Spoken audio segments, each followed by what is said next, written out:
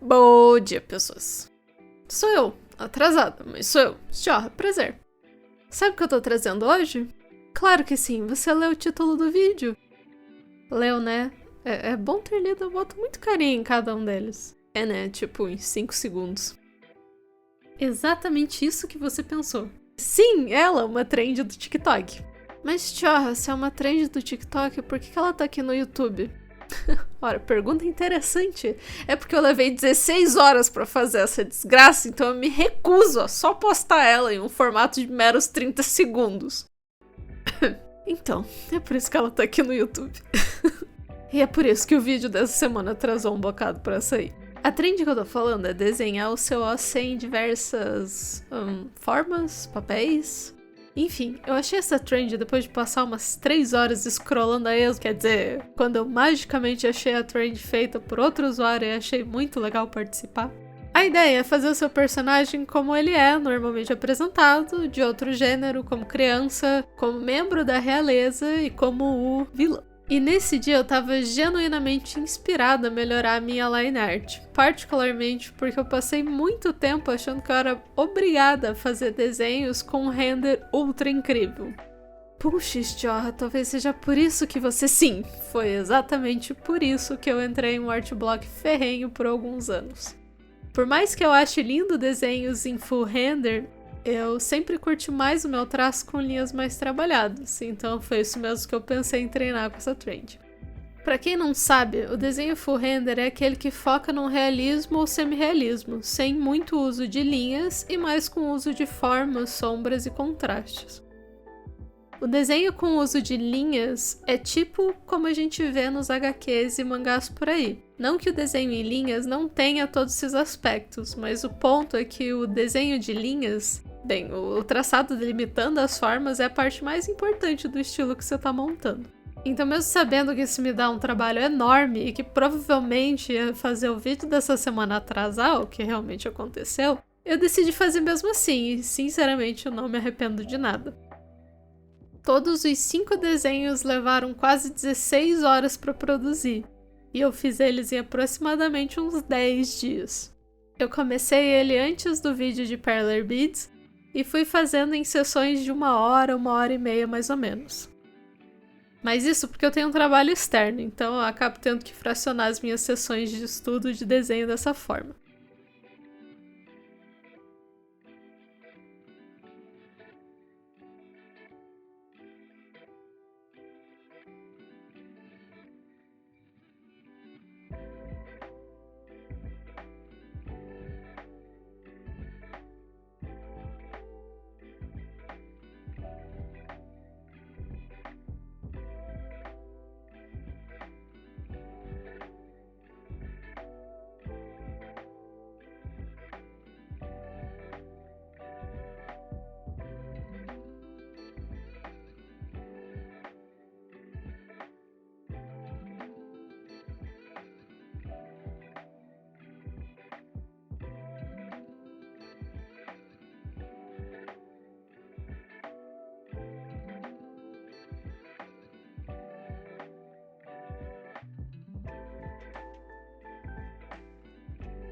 A personagem que eu fiz, talvez vocês vão lembrar, porque é a mesma do vídeo de poses de...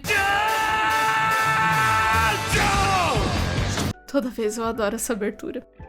Enfim, eu não sei se eu cheguei a falar muito sobre a personagem naquele vídeo, porque eu tenho o costume de ficar pulando de um assunto pra outro de um jeito meio adoidado.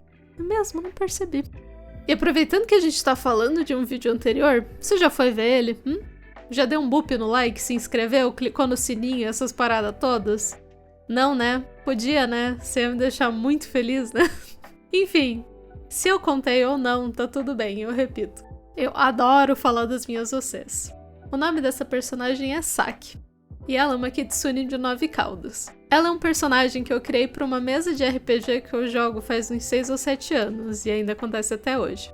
Dentro do sistema de Pathfinder, Kitsune são raposas humanoides que tendem a ter uma baixa força física, mas com potencial de enganar as pessoas ao redor com o poder das suas caudas mágicas. O cenário delas dentro de Pathfinder referencia um bocado as kitsunes mitológicas, E eu mesma, criando a história bem longa por sinal da personagem, também adicionei alguns ajustes para se adaptar ao mundo que ela vive. Que jeito bonito de dizer que ela é uma furry, Stjorra. Bem, sim, mas não, mais ou menos. A raça tem sim a sua forma animalesca, mas ela também tem uma forma humana. As Kitsune são criaturas metamorfas, na verdade, e tomam formas de outras pessoas ou outras criaturas. E no caso da Saki não é diferente. Porém, diferente do padrão de raça do sistema, a Saki é uma mestre de espadas. Ela é alguém que é versada em combate corpo a corpo, portanto, uma porradeira.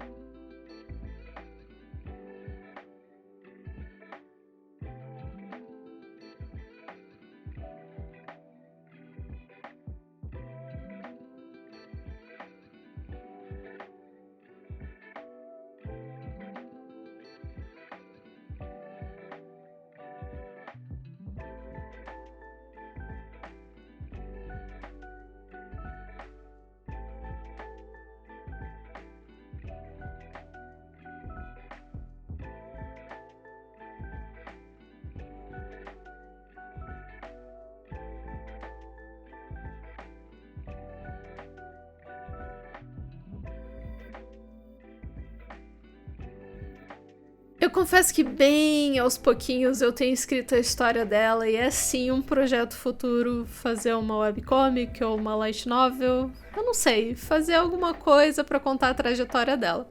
Mas eu genuinamente eu tô tomando meu tempo porque essa história é muito especial pra mim e eu não quero estragar ela com correria. E falando bem sinceramente, eu ainda quero trabalhar um bocado o meu traço, ganhar uma confiança e velocidade nos meus desenhos antes de me comprometer com um projeto que provavelmente seria bem longo. E bem, gastar 16 horas em 5 personagens não me parece um passo razoável o suficiente para fazer isso agora. Eu escolhi fazer a arte digitalmente para ter um pouco mais de liberdade na escolha de cores. Eu tinha um estilo específico que eu queria seguir e treinar, que era trabalhar com esse traçado cor ocre e isso, pra mim, pede tons mais apagados, mais pastéis para deixar o visual mais conciso. Isso porque quando você trabalha com um traçado que não é o preto, meio que cria uma diretriz da cor da linha ser a cor mais escura e contrastante do seu desenho.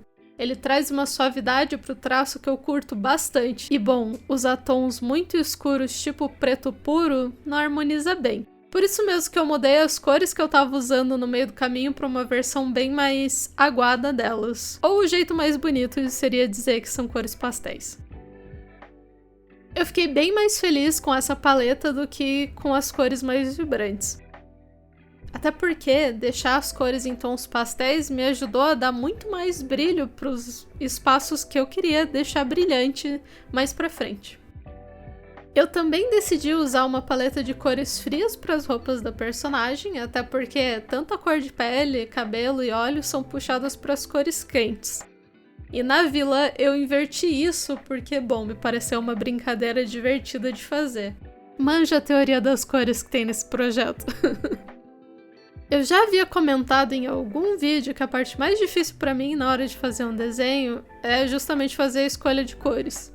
Então isso também foi algo que eu queria me esforçar um pouquinho mais nesse projeto.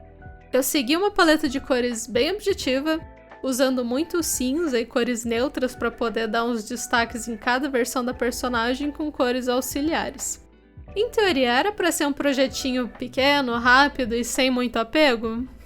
Talvez, mas eu acho que do mesmo jeito que você tem que entender que quando você não tá bem para desenhar é necessário dar aquele descanso ou pegar um pouco mais leve, tem que abraçar esses momentos em que você tá pilhado para fazer o melhor que você pode.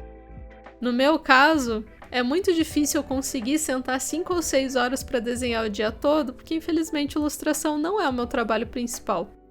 Então, sempre que eu posso, eu separo uma parcela do meu dia para fazer esses estudos de 1 hora mais ou menos, como eu tinha dito antes.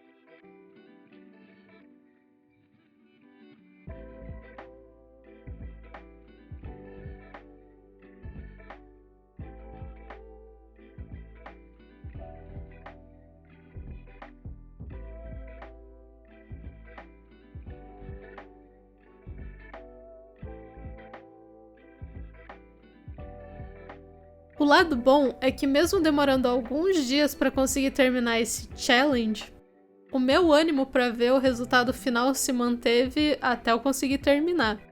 E eu consegui notar que a cada versão montada e que eu finalizava tinha uma coisinha melhor.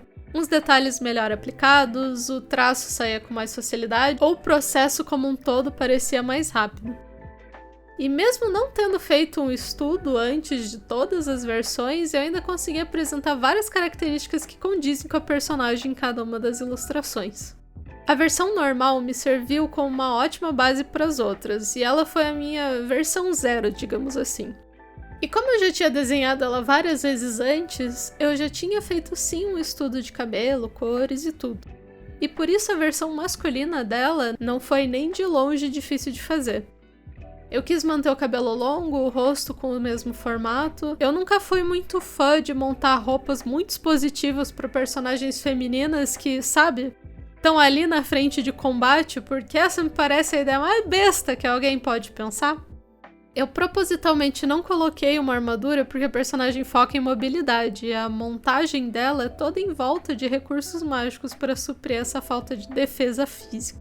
Eu também aproveitei essas duas versões para apresentar também o fato de que a personagem tem tatuagens pelo corpo todo, mas que aqui você só vai conseguir ver nos braços. A versão dela criança eu já quis começar a apresentar detalhes que dizem respeito a várias coisas pelas quais ela passou, mas principalmente eu aproveitei para mostrar com mais destaque uma característica muito específica dela, que são as cicatrizes luminosas que ela tem. Meu Deus, Stjorr, ela é o Edward? Não, mas ela brilha. Ela não tinha essa marca antes, mas aí a alma dela já foi quebrada e foi reposta por um fragmento divino. Por conta disso e de vários outros rolês, ela viaja entre múltiplas realidades paralelas. Ela tem uma espada que pode cortar praticamente qualquer coisa que ela criou a partir das memórias do irmão dela. E ela já causou o fim do mundo umas 2 ou 3 vezes. Totalmente sem querer, eu juro.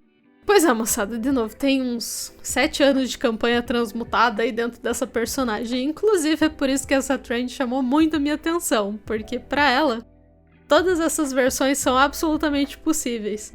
O que me leva a essa última versão dela, a vilã. Como eu tinha comentado, ela é originalmente uma kitsune de 9 caudas, e eu queria muito incorporar esse aspecto dela em alguma das versões. Eu escolhi a vilã, mais porque a briga dela não é nem sobre o bem e o mal, e sim sobre o balanço de ordem e caos. Então a versão vilã dela não é necessariamente má, ela é caótica, e a aura roxa representa esse caos. E essa aura mostra, de novo, a essência original dela sendo trazida à tona.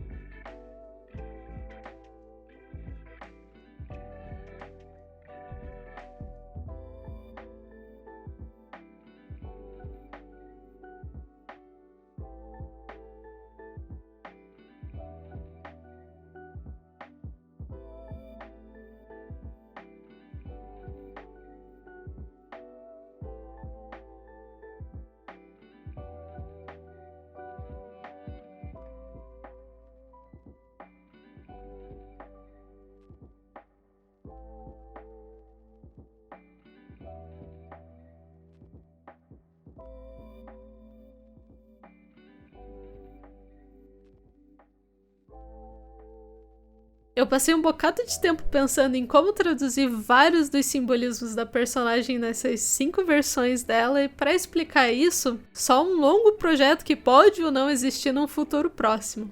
E que provavelmente vai ter um espaço considerável aqui no canal.